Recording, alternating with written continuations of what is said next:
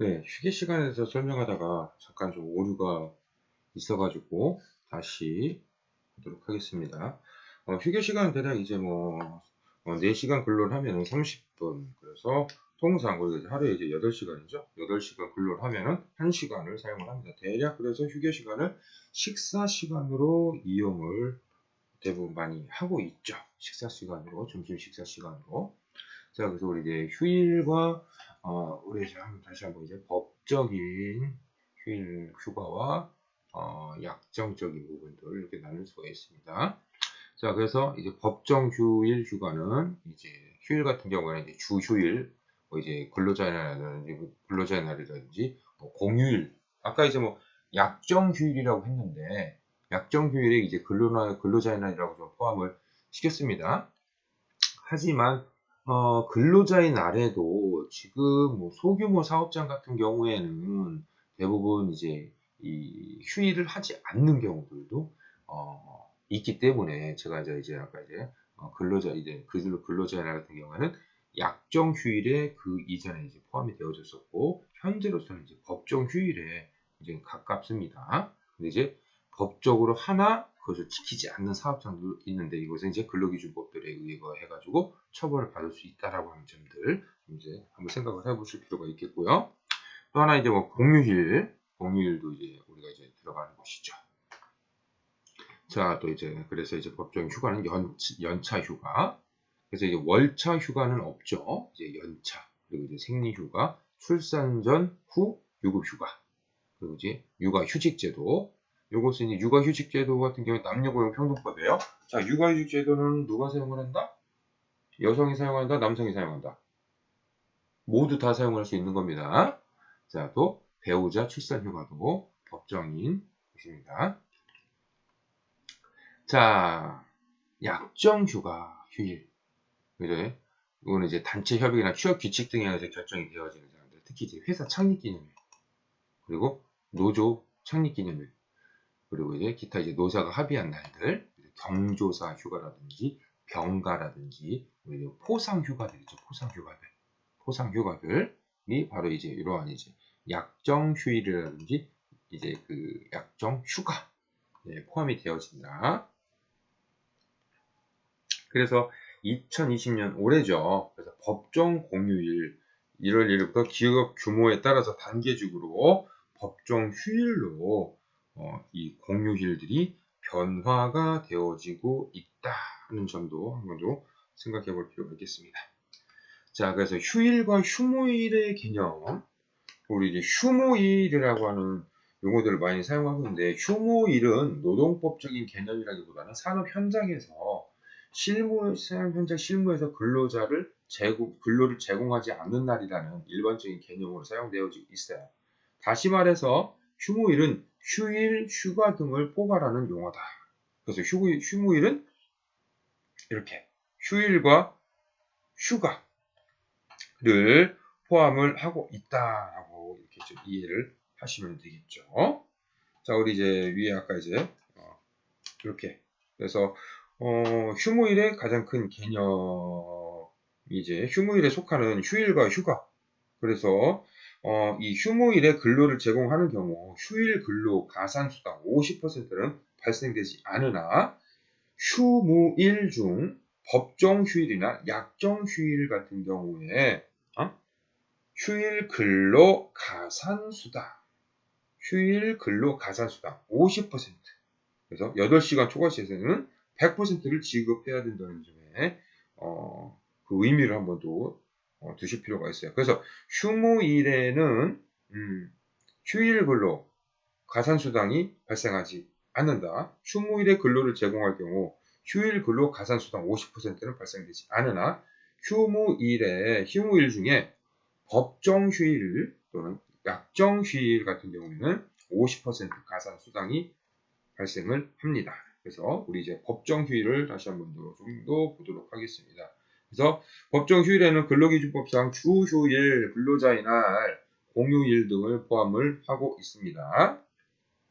자, 그래서 주휴일, 그래서 일주일간의 소정 근로 일수를 개근한 자에게 하루 이상의 유급 휴가를 주는 것을 뜻하게 되어집니다. 그래서 근로기준법에 의해서 이제 부여되는 법정 휴일로서 다른 법령에 의해 부여되는 휴일이나 노사 간의 합의 등에 의해서 임시로 설정되는 휴일과는 구별이 되어집니다. 그리고 근로기준법에서 주휴일에 관한 규정에 의해서 일주일이라는 기간을 기준으로 해서 근로자에게 최소한 1일간의 근로에서 벗어날 수 있게끔 규정하고 있는 것이죠. 그래서 일주일 동안 일한다라고 하는 가정하에 하루를 유급휴일로 규정을 한다는 얘기죠. 유급주휴일. 그래서 뭐 일주일에 일주일이 며칠이에요? 7일이잖아요. 그 중에 하루는 유급휴일이다. 자, 그래서 일주일 중에 어느 요일로 할 것인지는 이제 특정 의무를 부여하고 있지 않다. 그러니까 토요일이 될 수도 있고 일요일이 될 수도 있죠. 자, 주휴일 변경은 단체 협약이나 취업 규칙 등 변경을 할 수 있는 사유, 방법, 절차 등이 정함이 있을 경우 이에 따라야 하고요. 정함이 없을 때는 근로자의 동의를 얻어서 주휴일을 변경을 할 수 있다는 겁니다. 자, 우리 이제 노동절, 우리나라에서 이제 근로자의 날이라고 좀 표현을 하는데요. 노동절입니다. 노동절. 정확한 명칭은 노동절.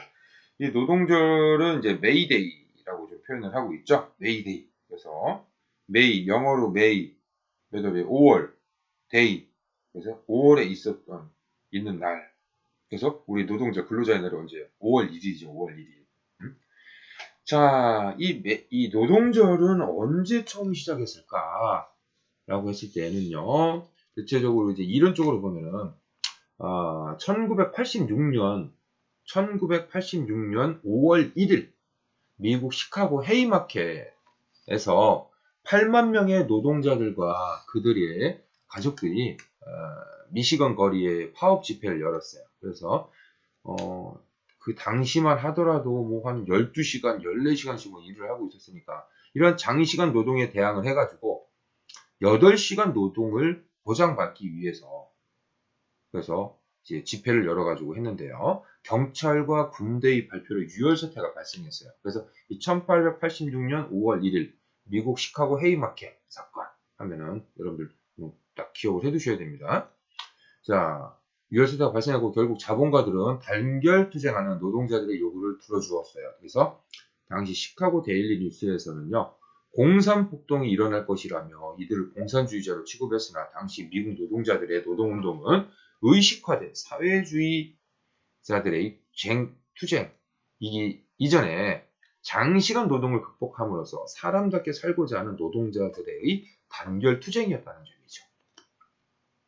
자, 그래서 미국 노동운동은 자본가, 정부, 자본가와 결탁한 보수 언론 등의 탄압과 색깔론을 주장하는 왜곡 보도가 증가되어 큰 힘을 발휘하지는 못하였으나 8시간 노동이라고 하는 노동 인권 단결 투쟁을 쟁취했다라고 하는 의미에서 노동운동 역사에서 아주 중요한 사건입니다. 그래서 외우세요.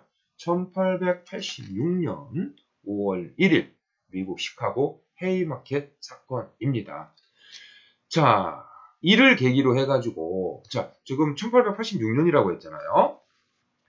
자, 그러면은 전 세계가 노동절을 5월 1일 사용하고 있느냐? 아니에요. 지금 얘기했듯이 8시간 노동 쟁취를 통해서 메이데이 1886년 5월 1일에 미국에서 이런 사건들이 벌어졌죠. 그런데 미국은 정작 5월 1일을 노동절로 하고 있지 않습니다. 특히 이제 20세기 초부터 미국 정부가 매년 5월 1일 사회주의 냄새가 풍기는 이유로 노동절을 9월 첫 번째 월요일로 바꿔놓았어요. 9월 첫 번째 월요일. 자, 그 의미에 대해서 좀 더 한번 살펴보도록 하겠습니다. 이 미국 노동자를 위한 국경절인 노동절은요, 노동자가 국가에 이바지하는 업적을 기리기 위한 동시에 노동자의 투쟁에 대한 국민의 의식을 제고할 목적으로 제정이 됐습니다. 그래서 미국의 노동절은 9월 첫째 월요일이다. 거의 대부분 5월 첫 날이죠. 5월 1일 대부분의 나라들은. 자, 하나 예를 미국에서 있었던 실제 이제 사례인데요. 하나 말씀드리겠습니다. 11살이던 피터 맥과이어, 이 주인공이에요. 피터 맥과이어는 뉴욕 거리에서 신문을 팔았어요. 그는 구두를 닦고 상점을 청소했으며 나중에는 심부름을 하며 돈을 벌었습니다. 때는 1863년. 가난한 아일랜드 이민자였던 그의 아버지는 막 남북전쟁에 참전한 처지였고 피터는 어머니와 6남매의 생계를 도와야 했습니다. 그래서 19세기에 유럽 등지에서 미국으로 건너온 이민자들 상당수가 뉴욕과 시카고 이런 도시에 정착을 했거든요.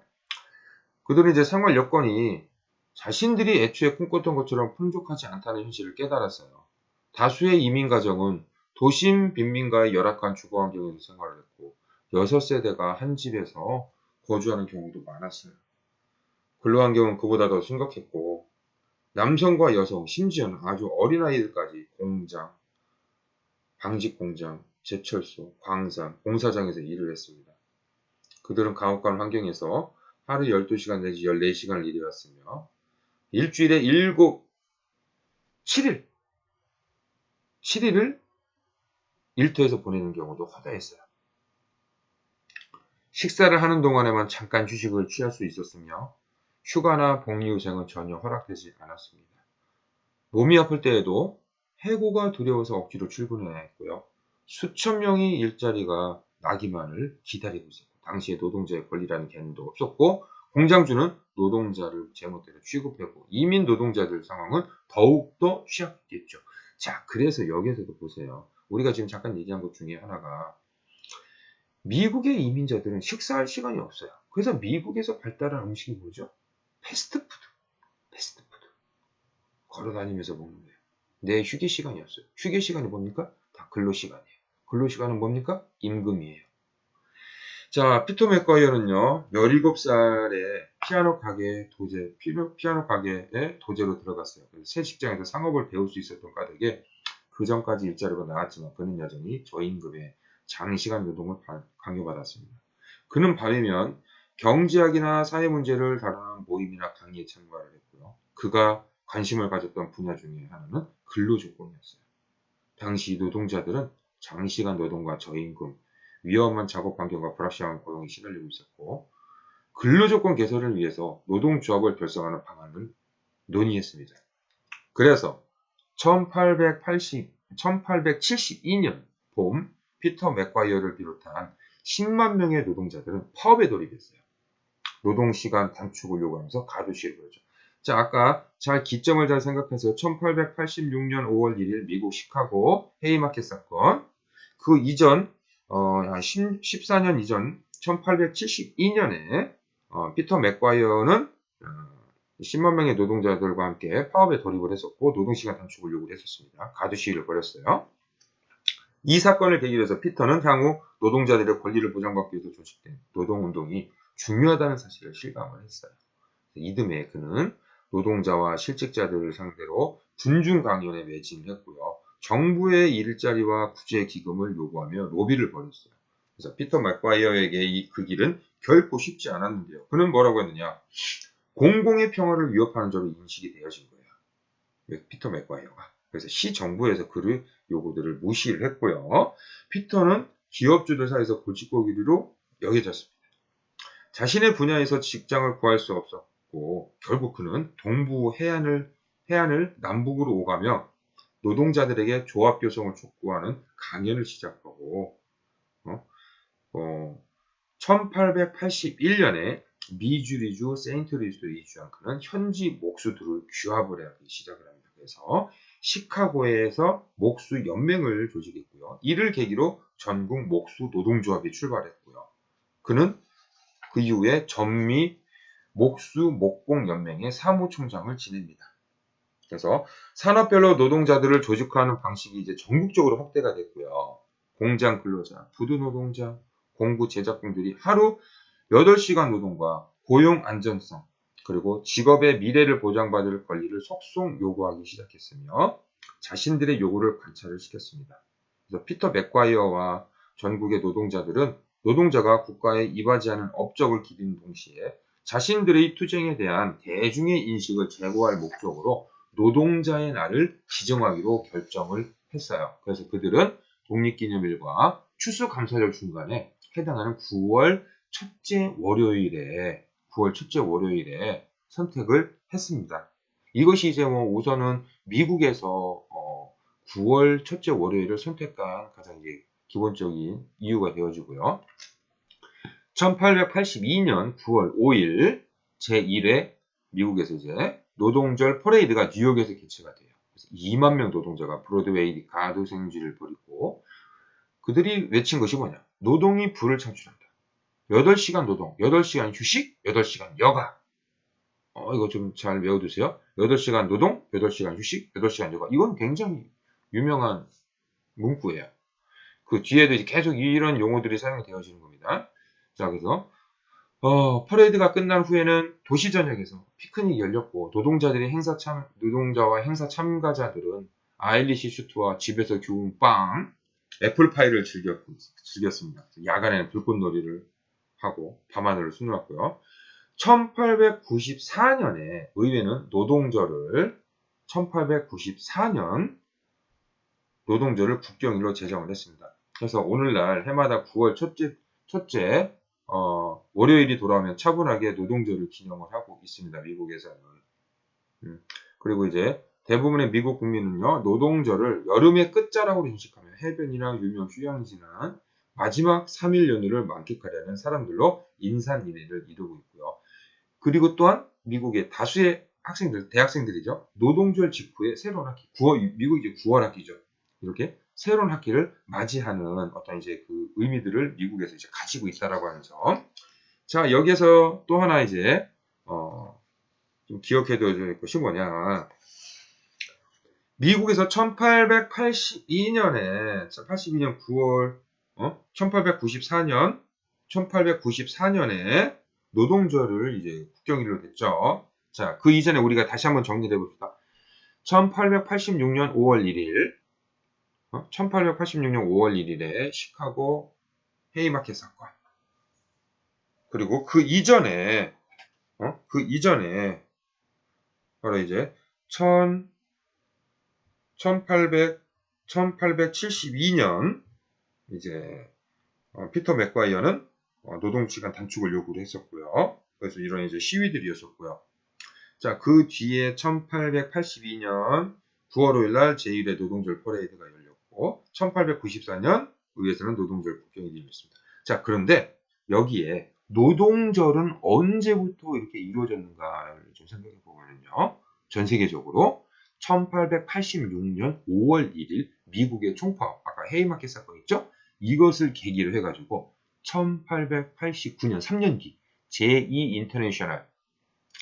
인터내셔널 이게 한마디로 이제 뭐라고 표현하면 또 다른 용어로 하면 적색연합이라고 표현해요. 적색. 그러니까 이제 어떤 이제 그 상징적인 어떤 색깔이 나오기 시작해요. 적색, 빨간색. 그래서 제2 인터내셔널은 5월 1일을 노동자 운동을 기념하는 날로 정하게 되어집니다. 그래서 전 세계로 이제 확대가 되어지고요.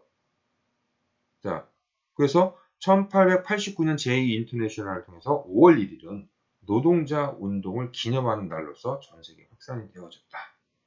자, 우선 여기까지 하고 2교시에 다시 뵙도록 하겠습니다.